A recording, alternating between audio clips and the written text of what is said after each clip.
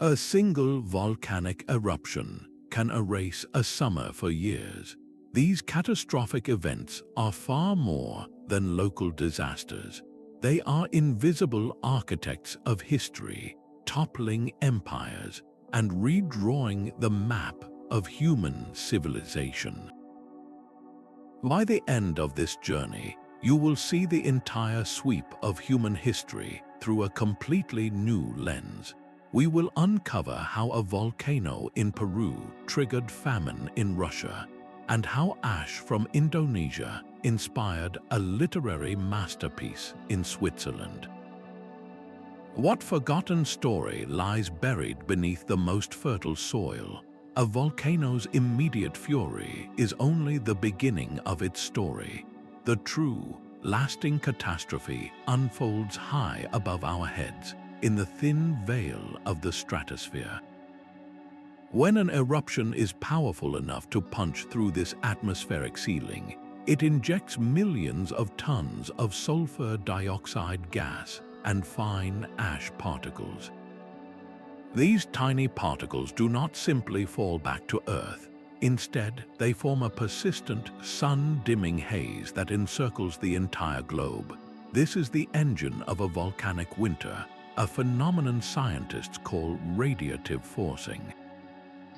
In simple terms, this layer acts like a billion tiny mirrors, reflecting a portion of the sun's life, giving energy back into space. The planet's surface cools, not for a week or a season, but often for several years.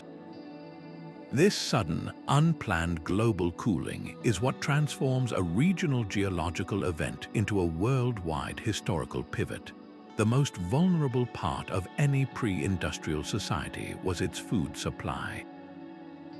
A drop of just 1 or 2 degrees in average summer temperatures is enough to cause widespread crop failure. Grain does not ripen, harvests are lost, and the specter of famine begins its long, slow walk across continents. To categorize these earth-shattering events, scientists use the Volcanic Explosivity Index, or VEI, a scale that measures the sheer power of an eruption. Events rated at 7 or 8 on this scale are so immense they are considered civilization-altering. A perfect and terrifying example is the 1815 eruption of Mount Tambora in Indonesia. This was a VEI 7 event. The following year, 1816, became known as the year without a summer across Europe and North America.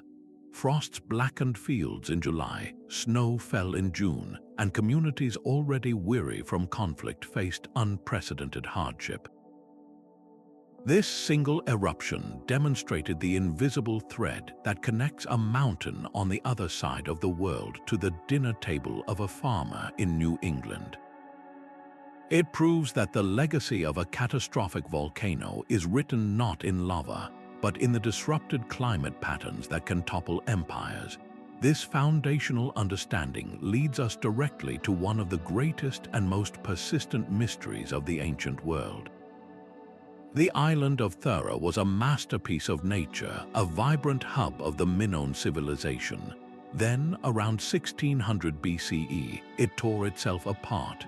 This was not merely an eruption, it was a cataclysm that reshaped the ancient world, an event so profound its memory may echo in one of our most enduring legends, the story of Atlantis. The archaeological site of Krakatoa on Thura offers a breathtaking, frozen moment.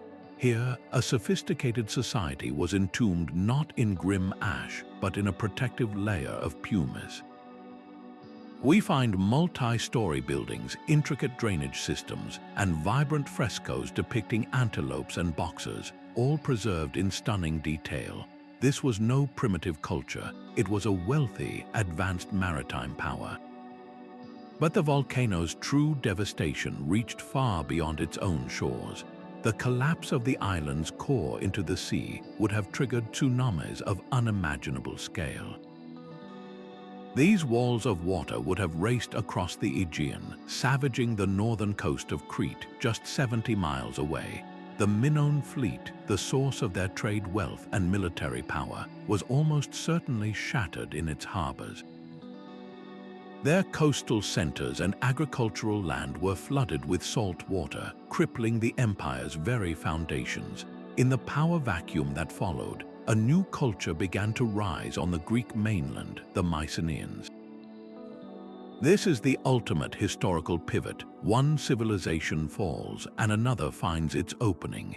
Centuries later, the philosopher Plato would write of an advanced, prosperous island kingdom that sank beneath the waves in a single day and night. The parallels to Thura's fate are haunting, suggesting a distant, distorted memory of a real event was passed down through generations. A single geological catastrophe can therefore erase one world and clear the stage for the next, its truth buried under layers of time and legend. The echoes of Thura faded, but another eruption would soon cast a long shadow over the entire Roman world. The year 536 was a year unlike any other. Across the world, the sun began to dim, its light fading to a pale, sickly blue. For 18 long months, a strange, persistent dust veil hung in the sky, casting a shadow over Europe, the Middle East, and Asia.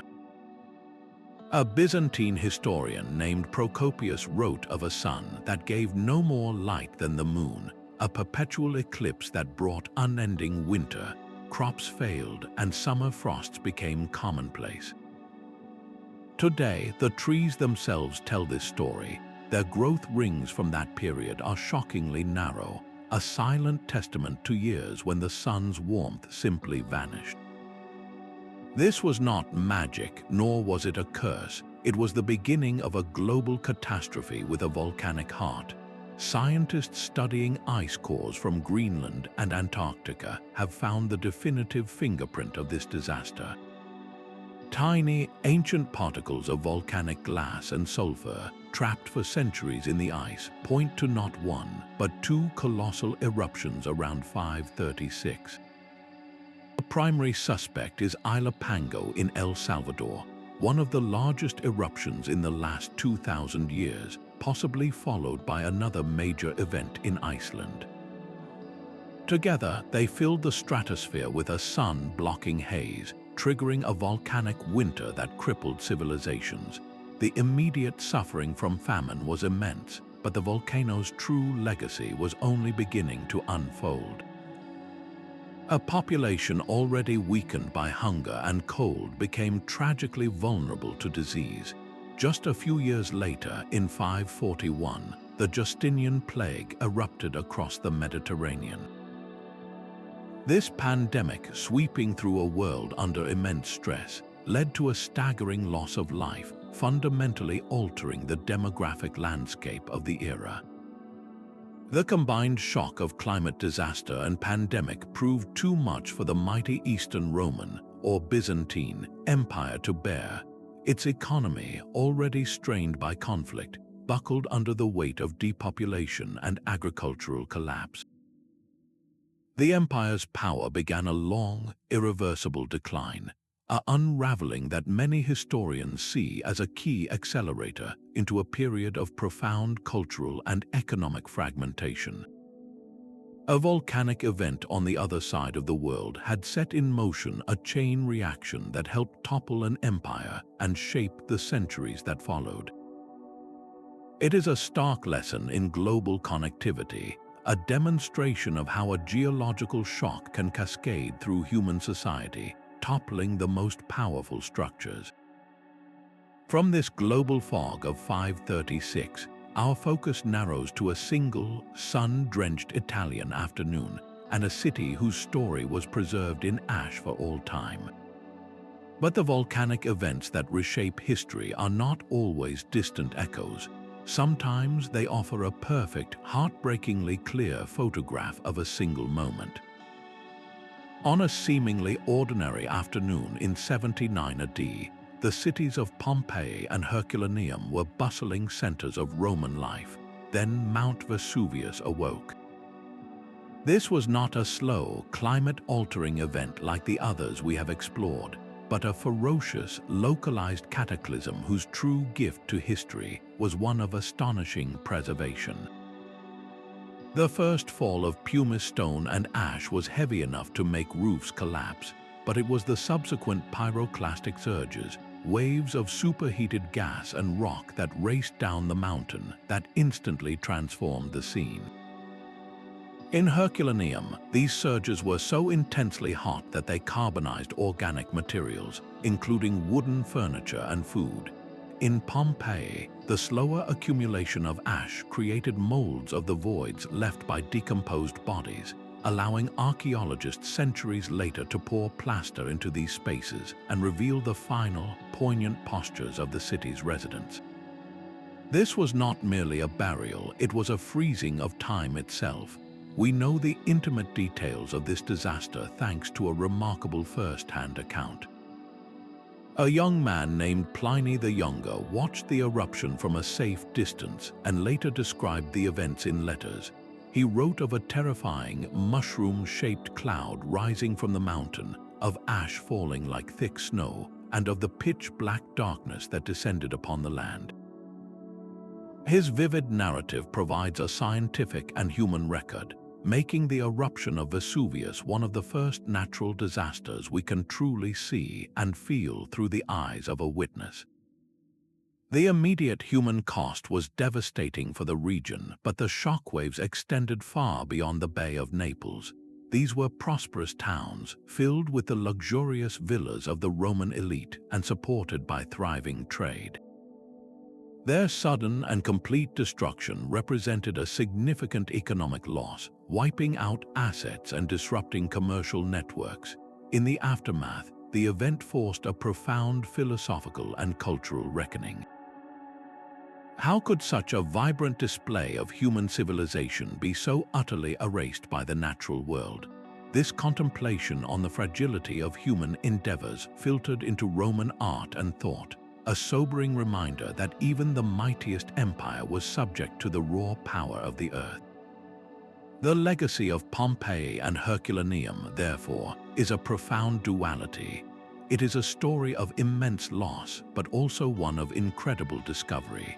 The very ash that took so much also gave us an unparalleled window into the daily life of the ancient Roman world, from the food they ate to the art on their walls. It is a snapshot that has fundamentally shaped our understanding of antiquity. Yet, while Vesuvius preserved a moment, other eruptions would unleash consequences that rippled across the entire planet, altering the very course of human civilization in distant and unexpected lands. Far from the memory of Pompeii, a volcano in the Peruvian Andes would unleash a different kind of disaster, one measured not in preserved ruins but in global collapse. The year was 1600 and the volcano was Huaynaputina. Though its name is less familiar than Vesuvius, its impact was infinitely wider. This VEI-6 event blasted a sulfur-rich plume high into the atmosphere, a chemical cloud that would soon encircle the entire planet. The result was a volcanic winter so severe it plunged the world into the coldest decade in over 1,500 years. This was not a local tragedy, it was a global system failure. And the first domino to fall was in Russia. In 1601, the period known as the Time of Troubles began. This was an era of profound political chaos, of peasant uprisings, and a state teetering on the brink of dissolution. The trigger was a 3-year famine, a direct consequence of climate-driven crop failure. Imagine a world where summer never truly arrives, where frosts kill newly planted grain in May and again in August. For 3 consecutive years, this was the reality across Russia. The social fabric, already strained, tore completely apart. The famine fueled popular unrest that nearly caused the complete collapse of the Russian state, demonstrating how a climate shock can act as a final, devastating push on a society already under immense pressure. Simultaneously, the chill was felt with equal force in the heart of Europe. In Switzerland, historical records from that period read like a script for a climate horror story. They describe lakes and rivers freezing solid in the middle of July. Summer, the season of life and growth, had simply vanished. Across the continent, catastrophic food shortages led to widespread social unrest as communities struggled to understand a world that had suddenly turned against them. The volcanic thread stretched even further, all the way to China, where the already weakened Ming dynasty was grappling with internal rebellions and a fiscal crisis. The added stress of failed harvests linked to the altered climate patterns acted as a threat multiplier, accelerating the dynasty's eventual collapse. A single eruption in South America had become a planetary event, its cold touch exacerbating every existing political and economic weakness from Moscow to Beijing.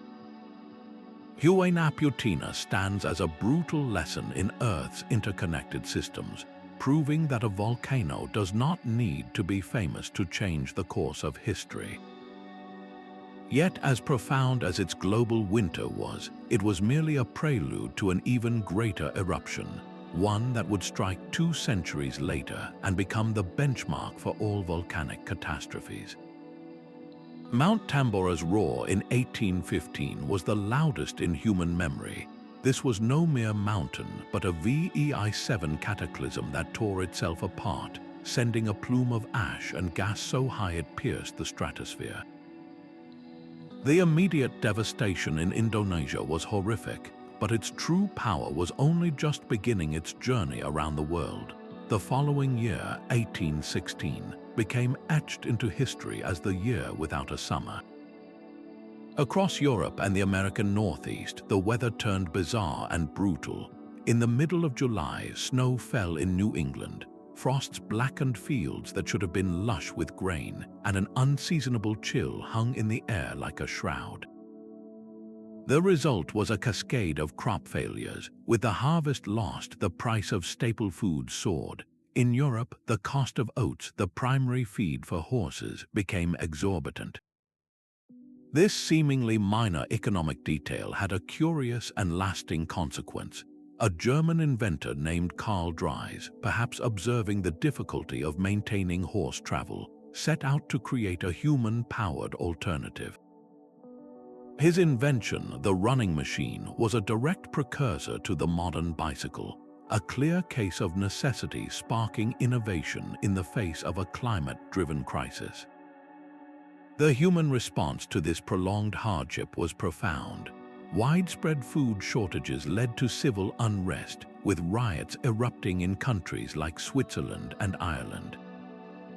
For many, the only path forward was to leave. This period triggered a significant wave of migration from Europe to the United States, altering the demographic fabric of a growing nation. Yet, amidst this global turmoil, the volcano also inspired a different kind of creation, one born from forced indoor confinement. A small group of writers, including Mary Shelley, Percy Bysshe Shelley, and Lord Byron, were staying in a villa on Lake Geneva. Trapped inside by the relentlessly gloomy, cold weather, they decided to pass the time by competing to write the best ghost story. From this contest, born of a volcanic winter, emerged one of the most enduring stories in Western literature, Mary Shelley's Frankenstein. A tale of creation and consequence, it seems almost a metaphorical reflection of the era itself, a world grappling with uncontrollable forces it had unleashed. The legacy of Tambora is therefore a complex tapestry of suffering and inspiration. It stands as the ultimate example of a volcanic catastrophe, inadvertently fueling both technological adaptation and profound cultural innovation, all while quietly paving the way for a new scientific understanding of our planet's interconnected climate systems. The sound of Krakatoa's explosion on August 27, 1883, was so immense it defied comprehension. It was heard over 3,000 miles away, a roar that would have been like cannon fire echoing across the Indian Ocean. This was not just an eruption, it was a planet-shaking event, the first of its kind in the newly connected age of global telegraphy. The explosion itself generated tsunamis over 100 feet high, waves that scoured coastlines and tragically claimed the lives of over 36,000 individuals. The scale of the loss was devastating, but news of the catastrophe did not travel slowly by ship. It pulsed instantly through submarine cables, shocking the world in real time. For the first time, humanity collectively witnessed a natural disaster unfold from a distance, creating a shared sense of planetary vulnerability. The eruption's atmospheric effects were equally profound. Vast quantities of ash and aerosols were thrown into the stratosphere, circling the globe and filtering sunlight for months. This produced spectacular, blood-red sunsets that were captured by artists worldwide. The Norwegian painter Edvard Munch famously described the sky as a vision of flaming blood, a sight that directly inspired the haunting background of his masterpiece, The Scream. These vivid sunsets were not merely artistic inspiration, they were a global data set. Scientists meticulously recorded the optical phenomena, gaining unprecedented insight into how volcanic particles travel and affect our atmosphere. This wealth of observation marked a true turning point, leading directly to the establishment of the first modern volcanological observatories. Krakatoa, therefore, carved a dual legacy into history. It was a tragedy of almost unimaginable scale, but it was also our first true scientific lesson in global volcanism. It proved that from profound loss could come a deeper understanding of the forces that shape our world.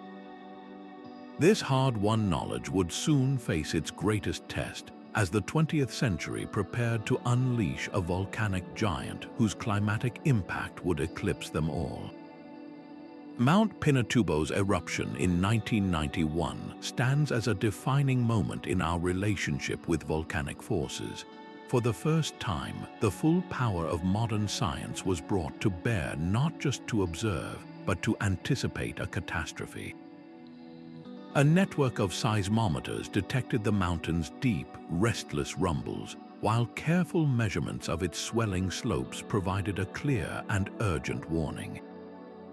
This was not a guess, it was a precise forecast.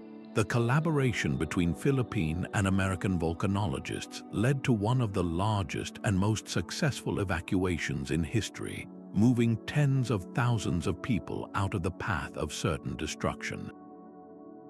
When the mountain finally exploded, its fury was immense, but the human cost was dramatically, miraculously reduced. The scientific victory was profound, yet the volcano's impact was only just beginning its journey around the globe. The eruption lofted 20 million tons of sulfur dioxide high into the stratosphere. There, this vast chemical cloud transformed into a globe-circling veil of sulfuric acid droplets, a layer of tiny mirrors that reflected sunlight back into space. For 2 full years, the entire planet cooled by about ½ degree Celsius. Think about that for a moment. A single event in the Philippines turned down the global thermostat, offering a startling real-world demonstration of how sensitive our climate truly is. This unintended planetary experiment provided critical validation for the complex computer models used to predict human-caused climate change. It even sparked serious, if controversial, discussions about geoengineering, the idea of deliberately mimicking this effect to counteract global warming. Pinatubo thus carved a dual legacy into history. It was a triumph of prediction that saved countless lives, and it was a natural laboratory that reshaped our understanding of the atmosphere. But this global cooling came with a hidden agricultural cost that would ripple across the world. The story of volcanoes and civilization is deeply etched into the very food on our plates. When global temperatures plummet after a major eruption, the most vulnerable crops are the first to fail, and for much of history that meant grain. The Lackey-Fisher eruption in Iceland, which began in 1783, spewed a poisonous dry fog across Europe for 8 months.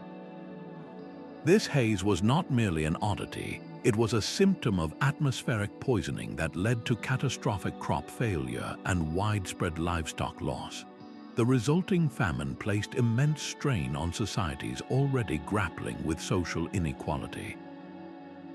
In France, where the price of bread became a barometer for public unrest, the severe shortages and skyrocketing food costs exacerbated the hardship that fueled the French Revolution.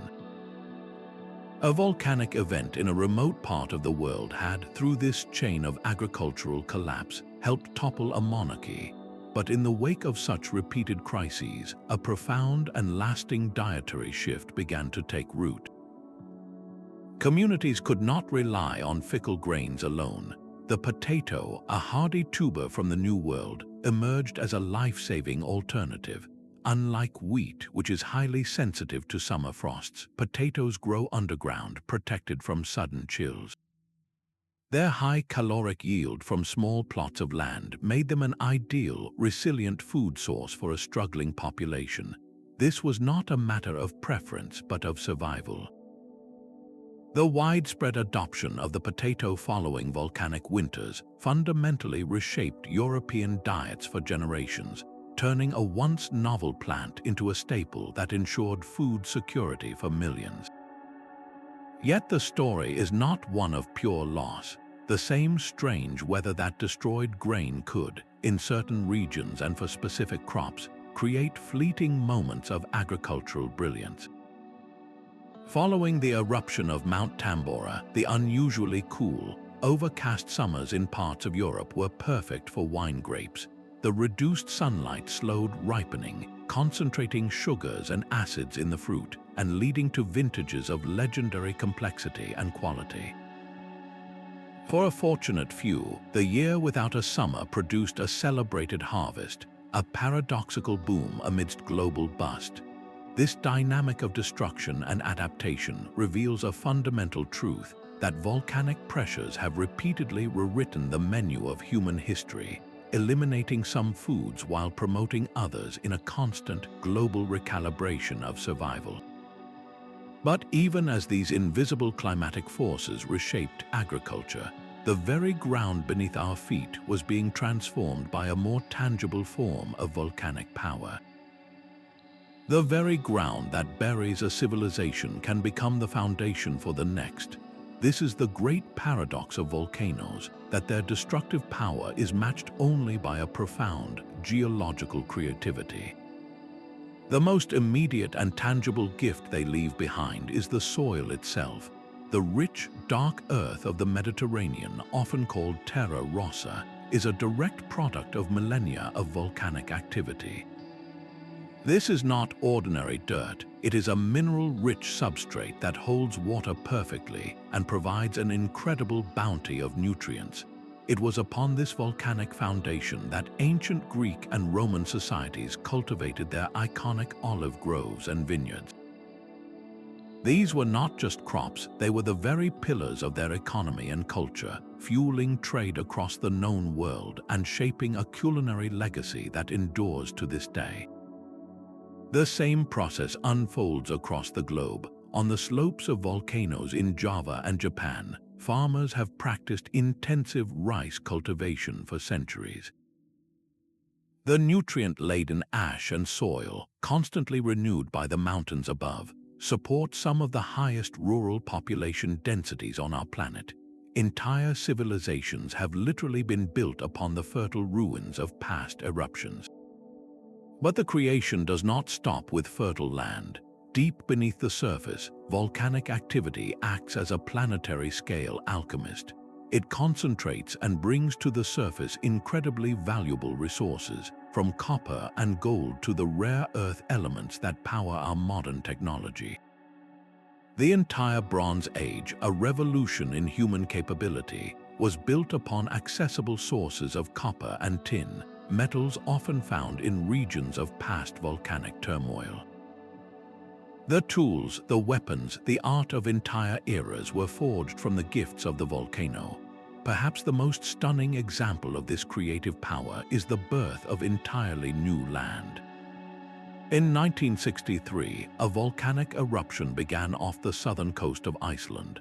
From the churning sea, a new island slowly emerged, which scientists named Surtsey. This was a pristine, sterile landscape of black sand and cooling lava, a blank slate. Almost immediately, scientists began to watch, documenting the incredible process of life's arrival. The first pioneers were simple microbes and lichens, followed by seeds carried by ocean currents and birds. Over the decades, Surtsey has transformed into a living laboratory, a green oasis teeming with plants and birds, offering a breathtaking time lapse of how ecosystems bootstrap themselves into existence from nothing. It is the ultimate symbol of renewal, a direct demonstration that from absolute geological zero can come not just life, but an entire living world. This cycle of destruction and creation is therefore written into the very contract of our planet. Yet, beyond the tangible gifts of soil and mineral, these catastrophic events have carved a deep and lasting impression onto the human psyche, shaping our myths, our fears, and our deepest understanding of the world. The raw power of a volcano does more than reshape the land. It carves itself into the human soul. Across cultures and centuries, these mountains of fire have been seen not as random geology, but as conscious divine beings. The ancient Romans heard the hammer blows of Vulcan, their god of fire, echoing from the depths of Mount Etna. In Japan, volcanoes are revered as sacred kami, spiritual entities deserving of respect and pilgrimage. The perfect snow-capped cone of Mount Fuji is not just a mountain, it is a national symbol, an object of worship, and a timeless muse for artists who seek to capture its serene power. This personification was a way for people to make sense of the incomprehensible, to give a name and a will to the awesome force that could both create the most fertile soil and unleash absolute destruction. When the Laki fissure in Iceland erupted in the 1780s, blanketing Europe in a poisonous haze, many interpreted the disaster through a lens of divine judgment. The event fueled religious fervor, with some seeing it as a clear punishment for societal sins, a narrative that reinforced cultural values of morality and redemption. This intertwining of volcano and deity is vividly preserved in art. The vibrant frescoes of Pompeii, frozen in time, often depicted Bacchus, the god of wine and liberation, a celebration of life in the very shadow of the mountain that would end it.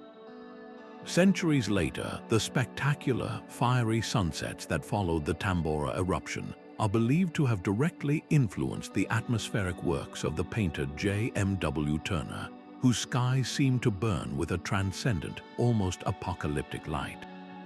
The collective trauma of these events becomes woven into the fabric of oral traditions and collective memory, guiding how a society understands its place in the natural world.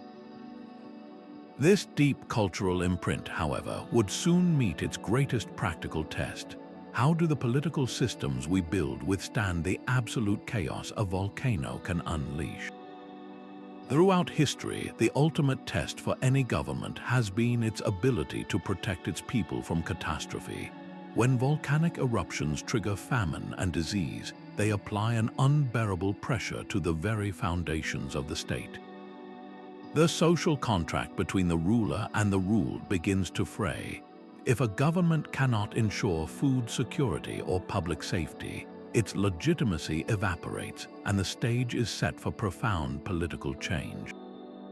The climatic disaster of 536 AD, with its years of dim sun and failed harvests, did more than just weaken the population of the Byzantine Empire.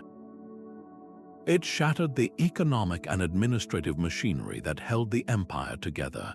Tax revenues plummeted as farms failed, leaving the state unable to pay its soldiers or maintain its infrastructure. This internal vulnerability created an opening for external pressures, from conflicts in the east to challenges in the west, accelerating the empire's long decline from a position of Mediterranean dominance into a much smaller, more fragile entity. The empire did not fall in a single day, but the volcanic winter of 536 was a critical turning point, a geological event that helped to dismantle a political superpower. Centuries later, the same pattern repeated itself across the globe. The eruption of Huaynaputina in 1600 sent a wave of climate disruption that crashed upon shores thousands of miles apart. In China, the Ming dynasty was already grappling with internal rebellions and a drained treasury. The volcanic winter delivered a final climatic blow. Widespread crop failure led to catastrophic famine, fueling peasant uprisings that the weakened state could no longer suppress. The dynasty, which had ruled for nearly 3 centuries, collapsed under the combined weight of its own internal crises and this external environmental shock. At the same time in Europe, monarchies faced a similar reckoning. The deep, prolonged cold led to desperate food shortages and soaring prices, which in turn sparked bread riots and widespread social unrest. The authority of kings was directly challenged by the empty stomachs of their subjects, proving that no throne is entirely secure when the climate turns against it. Even in the more modern, interconnected world of the early 20th century, a volcano's fury could expose the weaknesses of political systems. The 1902 eruption of Mount Pelée on the Caribbean island of Martinique was a horrifyingly swift disaster. In moments, a pyroclastic surge engulfed the bustling city of Saint-Pierre, with tragic consequences for almost its entire population. As a French colony, the political fallout was immediate. The catastrophe prompted intense scrutiny of the colonial administration's preparedness and response. Questions were raised about early warning signs that may have been overlooked and the adequacy of emergency protocols. This tragedy forced a major re-evaluation of disaster management and colonial governance, leading to new standards for public safety and crisis response that would influence policies far beyond the Caribbean. In each of these cases, from ancient empires to colonial outposts, the political fallout from an eruption often manifests in a single human action: migration. When the land can no longer support life and the government can no longer provide security, people vote with their feet. The mass movement of populations fleeing famine and hardship becomes the most visible symptom of a state in crisis. This exodus redistributes human capital, alters demographic maps, and can even plant the seeds for new conflicts or societies elsewhere. A government that fails this ultimate test of legitimacy may find that its people simply leave, seeking stability wherever the sun still shines and the soil remains fertile. When the land itself turns against a people, the only answer is to move. Catastrophic eruptions have repeatedly served as the ultimate push factor, triggering human tides that have redrawn the world's ethnic and cultural maps. Consider the aftermath of the Laki eruption in Iceland. For 8 long months, a poisonous fog smothered the island, leading to the loss of livestock and crop failure. The resulting hardship was so severe that it sparked one of the largest exoduses in Icelandic history. A significant portion of the population set sail for a new beginning in North America, establishing enduring communities in places like Nova Scotia and the Great Lakes region. This was not a search for opportunity, but a flight for survival, a direct transfer of an entire culture across an ocean. A similar story unfolded after the year without a summer. In the cold, famine-stricken fields of New England and across Europe, families came to a stark realization: the climate itself had broken. Their ancestral lands could no longer be trusted to provide. This profound loss of security triggered a massive wave of migration into the American Midwest. These were not just individuals, but entire family groups pulling up roots, accelerating the westward expansion of the United States by years, perhaps even decades. They were fleeing a volcanic winter they could not name, drawn by the promise of fertile soil in a land where the summer sun still held its warmth. we can trace this pattern back to the ancient world as well. The colossal eruption of Thura did not just devastate the Minoan heartland, it likely shattered its population centers. It is theorized that displaced Minoans, their fleet destroyed and their coastal cities ruined, took to the sea in search of new homes. Their journey eastward may have seeded their advanced culture and maritime skills among the peoples of the eastern Mediterranean. Some scholars suggest these refugees could even be linked to the Philistines mentioned in ancient texts, a powerful seafaring culture that appears in the historical record seemingly out of nowhere. These forced journeys, born from the deepest tragedy, carried an unexpected and profound legacy. They became engines of cross-pollination, spreading not just people, but their ideas, their technologies, and their unique genetic heritage across vast distances. A volcanic eruption in Iceland reshapes a community in Canada. A climate disaster in Indonesia alters the demographic destiny of the American heartland. A cataclysm in the Aegean potentially influences the cultural landscape of the Levant. This demonstrates how the most powerful geological events are hidden drivers of human diversity, constantly remixing the ingredients of civilization in their aftermath.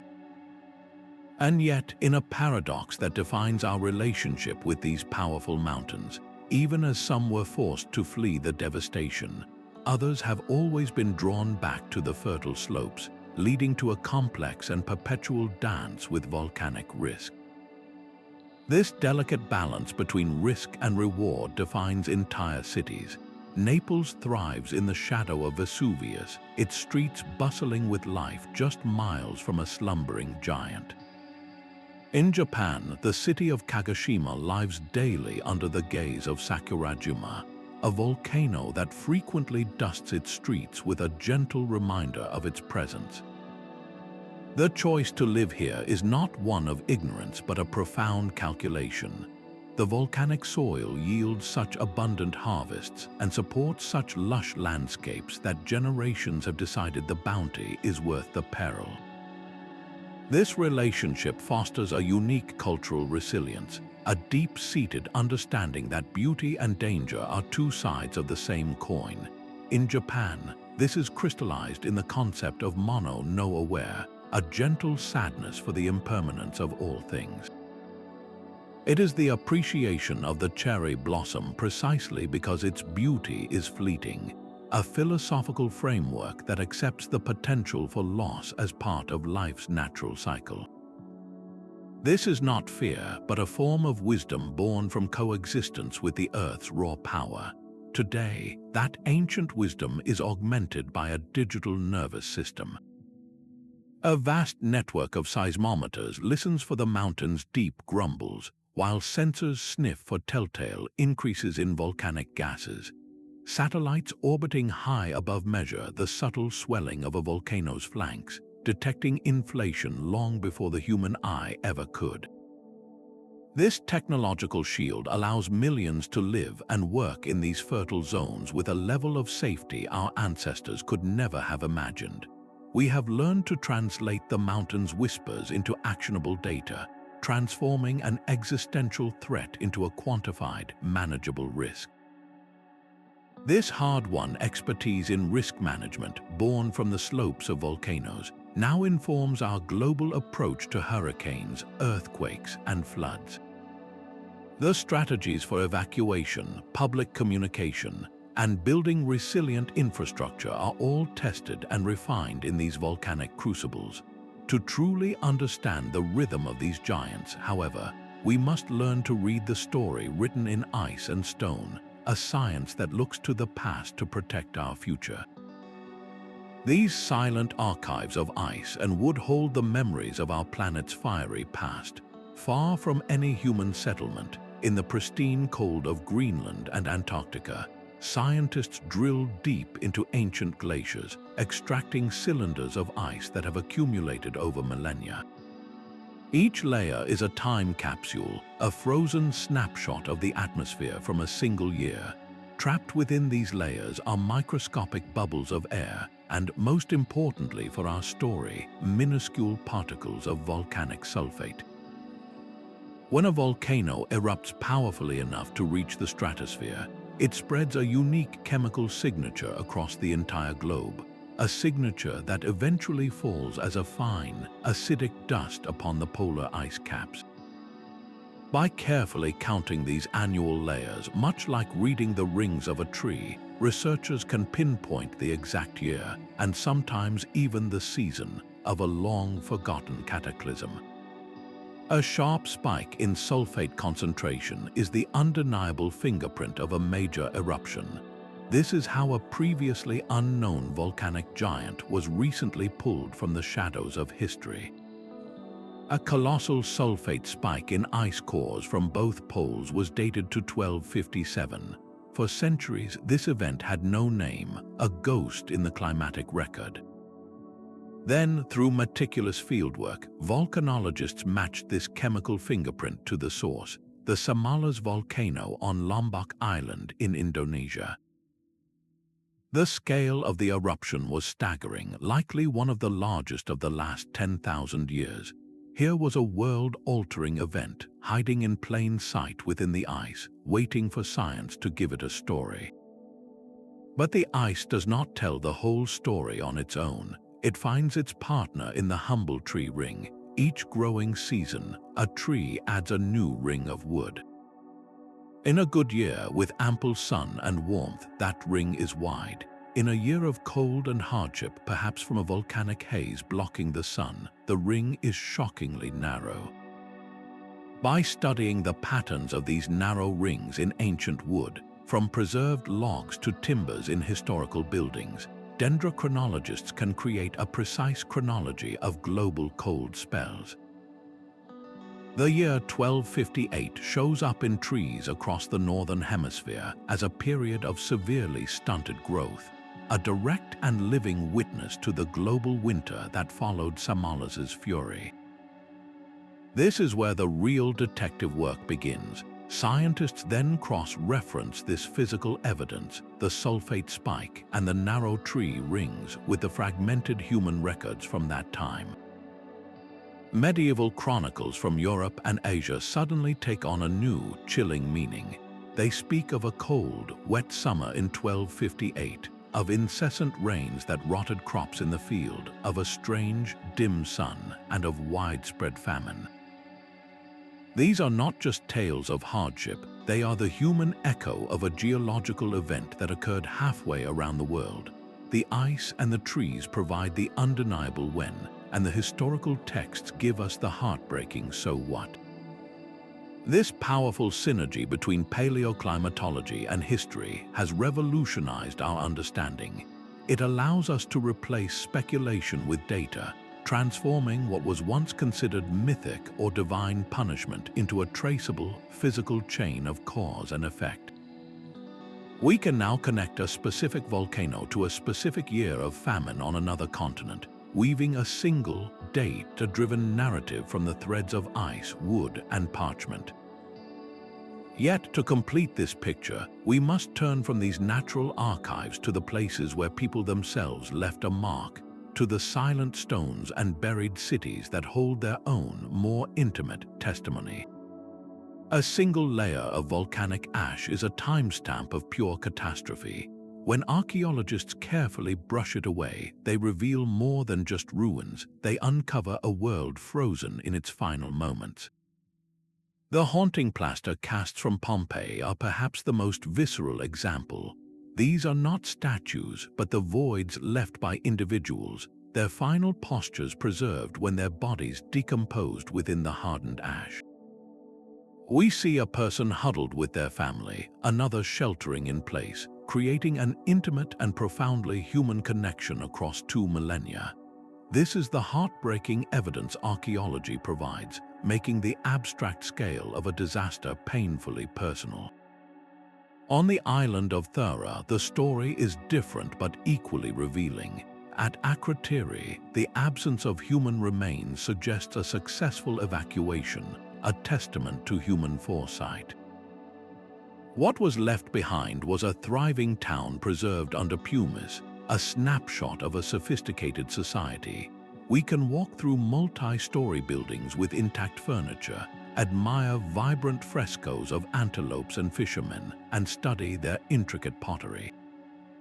This is not a city of the dead, but a living community suddenly paused, offering an unparalleled window into the economy, art, and daily rhythms of a lost civilization. Beyond these poignant snapshots, the volcanic ash itself becomes a powerful scientific tool. Each major eruption deposits a unique, identifiable layer across a vast region. This stratigraphy acts like a universal timeline. When archaeologists find this distinct ash layer at another site, even hundreds of miles away, they can instantly synchronize its history with the known date of the eruption. It is like finding a dated page from one book inserted into another, allowing scholars to weave a coherent chronology across disparate cultures. In Mesoamerica, this technique has been revolutionary. Evidence of thick ash layers in ancient Maya cities paints a picture of recurring environmental hardship. While the Maya were masters of their landscape, a series of volcanic events, compounding droughts, and soil depletion may have pushed their urban centers to a tipping point, contributing to the mysterious abandonment of great cities. The story, however, does not always end with abandonment. At many sites, the archaeological record reveals a powerful narrative of resilience.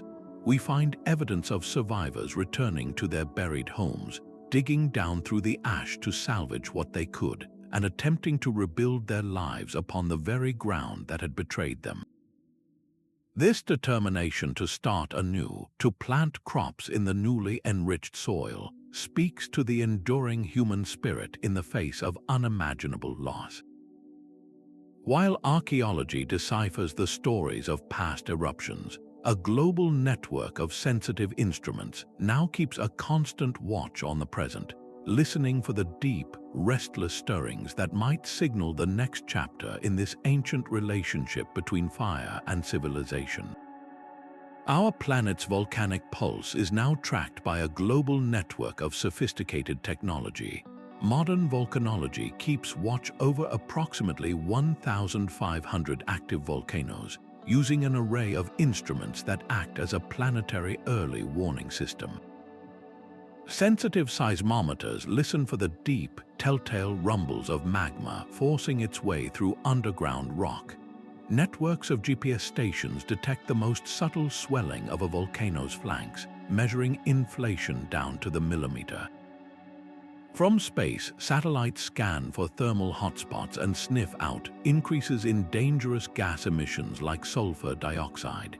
This integrated approach does not aim to predict an eruption with the precision of a weather forecast. Instead, it provides a vital forecast of heightened unrest, a window of time in which the risk is undeniable and action is essential. This shift from prediction to forecasting is what saves lives, granting communities and governments the crucial lead time needed for orderly evacuation.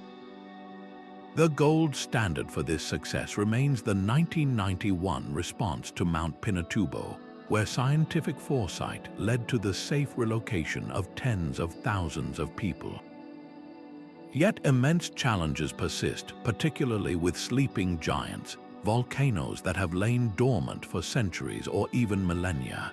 Without a historical record of eruption, scientists lack a baseline for what constitutes normal behavior for these slumbering peaks, making it difficult to distinguish between a minor grumble and a true prelude to catastrophe.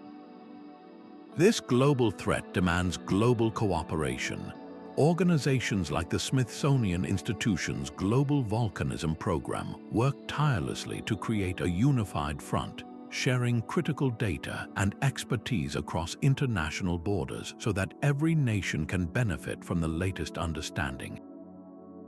Despite these incredible technological advances, the fundamental truth remains that volcanoes are inherently unpredictable complex systems.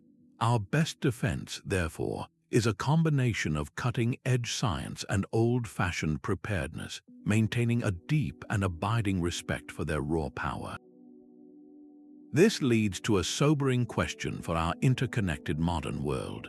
What would be the global consequence if a volcano on the scale of Tambora erupted somewhere on Earth today? The technological web that connects our modern world would be among the first casualties. A repeat of Tambora's VEI-7 eruption would loft millions of tons of fine, abrasive ash into the global flight paths. This is not dust, it is a cloud of microscopic glass and rock particles that can melt inside a jet engine's combustion chamber, coating turbine blades and causing catastrophic engine failure. The result would not be a temporary delay, but a complete cessation of global air travel for months, possibly even years. The sky would fall silent. This single event would sever a primary artery of our globalized society, halting the movement of people, disrupting just-in-time supply chains for everything from electronics to fresh produce, and paralyzing international tourism. The economic shock would be instantaneous and profound, but the true crisis would unfold more slowly, high above the clouds. The same sulfur dioxide that grounded planes would form a persistent, sun-dimming veil around the entire planet. For several years, global average temperatures would drop, not by a fraction of a degree, but by a significant and impactful margin. This sudden cooling would play havoc with the world's weather systems, particularly the delicate monsoon rains that billions of people across Asia and Africa rely upon to grow their food. The timing and intensity of these vital rains would become unpredictable, leading to consecutive crop failures across the world's most populous regions. Imagine grain baskets from the American Midwest to the Ukrainian steppe facing repeated harvest losses, while rice paddies in Southeast Asia falter under altered rain cycles.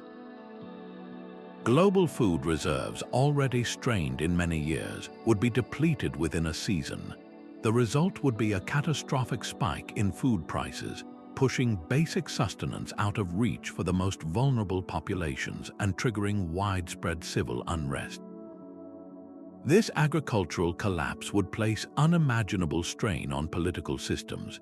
National governments would face the impossible choice of feeding their own citizens or honoring international agreements. The concept of global cooperation would be tested as never before, with the potential for conflict over dwindling resources becoming a terrifying possibility. The very foundations of our economic and political order would shudder under this combined pressure.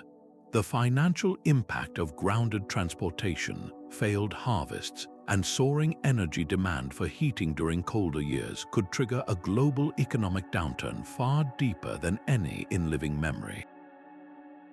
This thought experiment is not a prediction of doom, but a stark reminder of our shared vulnerability.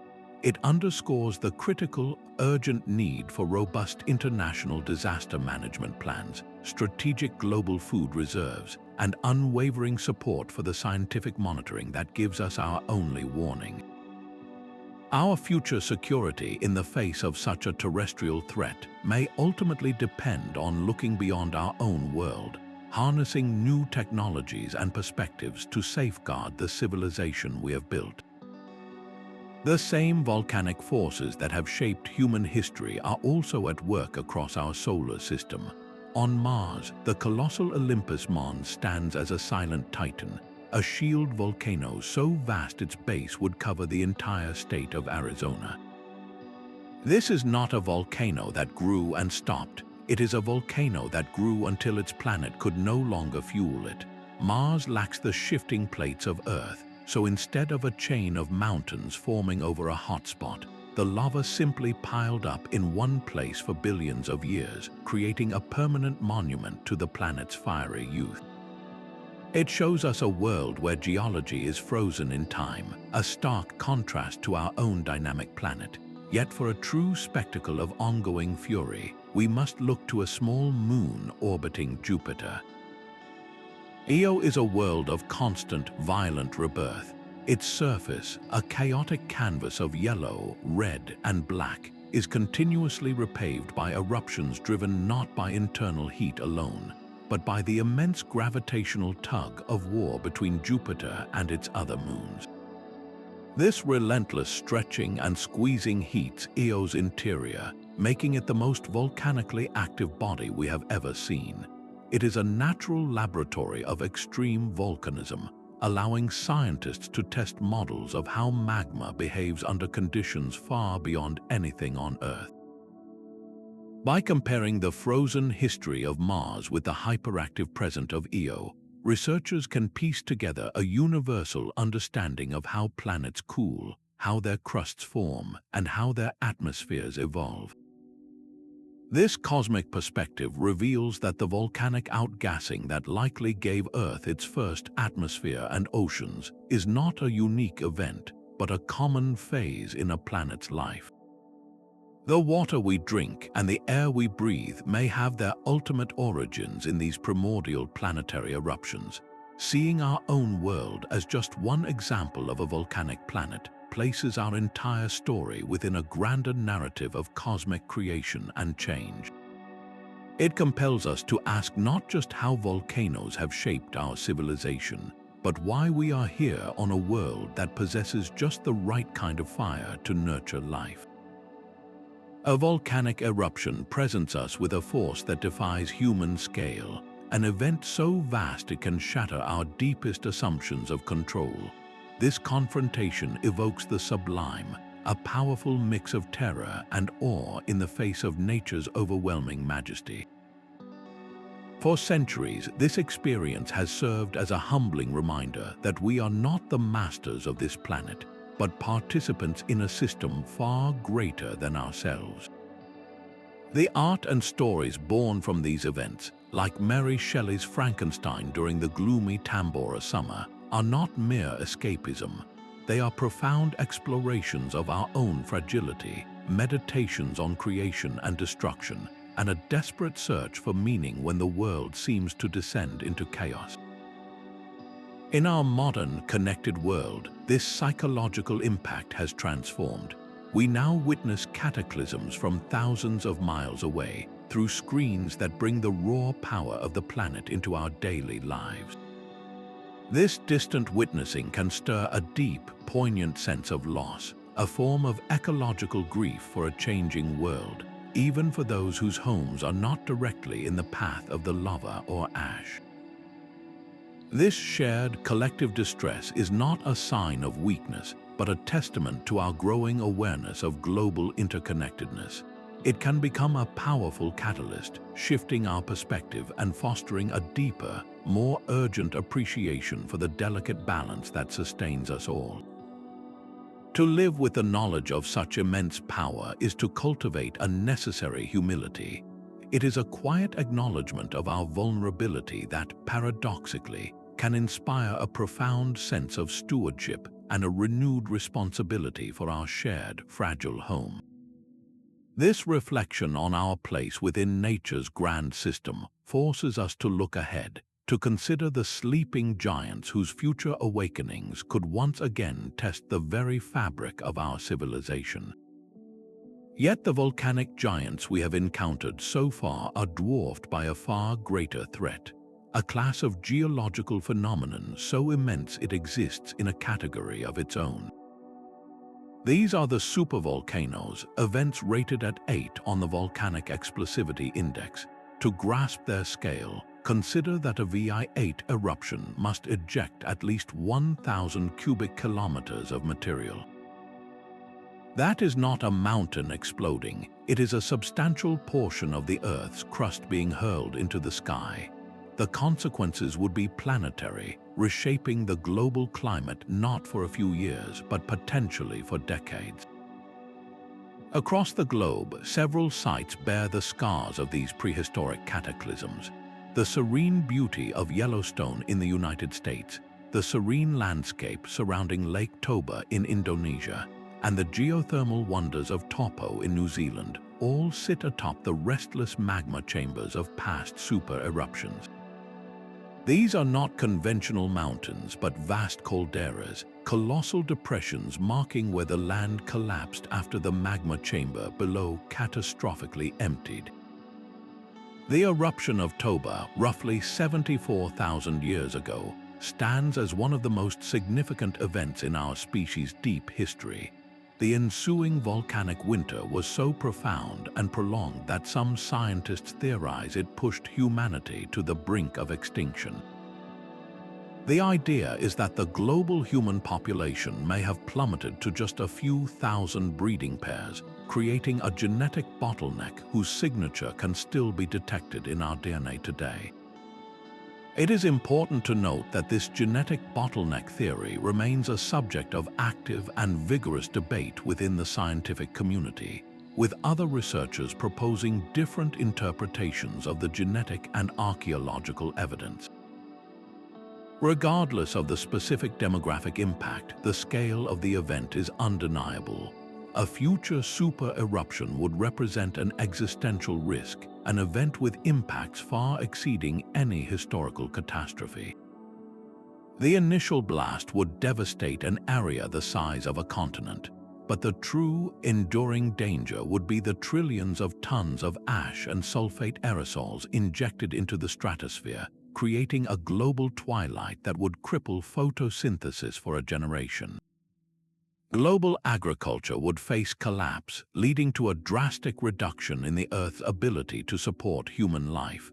While the annual probability of such an event is thankfully extremely low, its extreme consequences place it firmly within the realm of serious scientific and governmental risk assessment. Contemplating these sleeping giants forces us to look beyond mere survival and toward a future where we might one day develop the capability to mitigate such a planetary threat. The same scientific insight that helps us forecast eruptions may one day offer a way to tame them. Speculative but serious research explores the possibility of gradually depressurizing a restless magma chamber, not to stop an eruption, but to gently release its pent-up energy over time. Imagine drilling deep into the flanks of a volcano, not for geothermal power, but to circulate water and slowly cool the magma, potentially transforming a future cataclysm into a manageable geological sigh. This remains a distant frontier, yet it represents a profound shift in thinking from passive observation to active planetary management. This concept of leveraging volcanic processes finds a more immediate and controversial parallel in the fight against climate change. The dramatic global cooling observed after Mount Pinatubo's eruption provided a natural blueprint for a proposed technological fix known as solar radiation management, or SRM.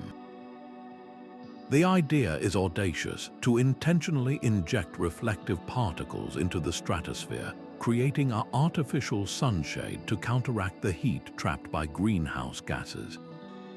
It is, in essence, a controlled mimicry of a volcanic winter. The scientific principles appear sound, but the real-world implications are a labyrinth of ethical dilemmas. Who would have the right to deploy such a global thermostat if the project inadvertently shifted monsoon patterns, leading to drought and famine in one part of the world while benefiting another? Who would be held responsible? The geopolitical challenges are staggering, raising the specter of climate manipulation being used as a tool of conflict rather than cooperation. For now, these grand schemes remain largely within supercomputer models and academic debates. Our more grounded and urgent task is one of global adaptation. The lesson from history is clear: our food supply is the most vulnerable link in the chain of civilization when the climate shifts. The priority, then, is to strengthen that chain. This means building robust international grain reserves to act as a buffer during years without a summer. It means investing in agricultural science to develop more resilient crop varieties that can withstand cooler, more erratic growing seasons. And it demands the creation of international disaster response frameworks that are agile and powerful enough to handle a civilization-scale event, ensuring that aid and expertise can flow to wherever they are needed most without delay. The long history of volcanoes and humanity teaches a powerful final lesson. Resilience is not about building walls high enough to keep out change. It is about fostering societies that are flexible, knowledgeable, and interconnected, capable of absorbing a profound shock, adapting to a new reality, and emerging on the other side transformed. Our journey through ash and time reveals that the greatest threat is not the volcano itself, but a rigid system that cannot bend without breaking. The story of civilization is not ours alone to tell. It is a story co-authored by the planet itself, a deep collaboration between human ambition and the raw, untamable forces of geology. From the ashes of Thura rose new powers in the Aegean. The global chill of 536 accelerated the transformation of the classical world. The frosts of Tambora's endless winter gave us both a new mode of transport and a timeless literary monster. In field after field, the potato took root as a direct response to failed grain harvests, a dietary revolution born from volcanic necessity. These are not disconnected tragedies, but individual threads in a single, vast tapestry woven from ash and time. They reveal a rhythm to history, a pattern where great ruptures in the Earth's crust become turning points for human society, acting as both reset buttons for faltering empires and unexpected catalysts for cultural and technological innovation. This grand narrative fundamentally challenges the idea that kings, conquerors, and treaties are the only architects of our past. It forces us to reintroduce a powerful, non-human character into the story, the immense and indifferent actor of planetary geology. Our ability to see this pattern clearly is a very recent triumph of science. The silent testimony of ice cores from Greenland, the narrow, desperate tree rings from ancient forests, and the carefully brushed ash layers at archaeological sites have given us the tools to connect these dots across centuries and continents.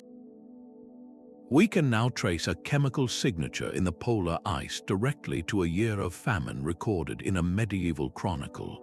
We can match a layer of pumice on one island to the collapse of a trading empire on another. What was once seen as divine punishment or simple misfortune is now revealed as a traceable, physical chain of cause and effect, linking the fury of a mountain to the fate of nations. This evidence transforms isolated local disasters into a coherent, global understanding of our deep and dynamic relationship with the planet. This perspective does more than just rewrite history books. It fosters a profound respect for the power of the Earth and cultivates a necessary humility about our own place within its systems. We are not the masters of this world, but one participant in a much older, more powerful story. The legacy of these fiery mountains is therefore a dual one, a lesson written in both destruction and creation. It teaches us that resilience is not about avoiding the shock, but about learning to adapt, to innovate, and to find new paths forward when the old ones are buried. Our future security may well depend on remembering this ancient lesson, on listening to the whispers of the earth, and on building a civilization flexible enough to bend without breaking when the next great reset inevitably arrives. This legacy is etched not just in stone, but in the very blueprint of our world.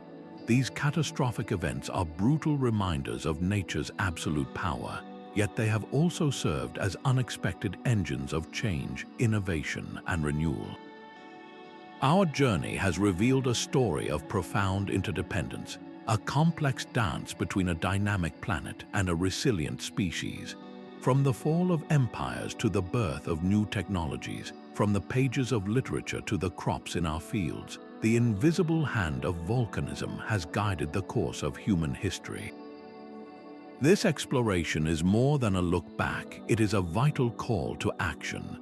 It urges us to deepen our scientific understanding of these forces, to strengthen our global cooperation in the face of shared risk, and to cultivate a lasting, humble respect for the planet we call home. How does this hidden history change your perception of the past? Does it alter your outlook on the future, knowing that the ground beneath our feet holds such creative and destructive potential? If this journey through the fires of history has intrigued you, consider subscribing for more deep dives into the mysteries of our shared past. We would love to hear which volcanic event you find most fascinating, so please share your thoughts in the comments below.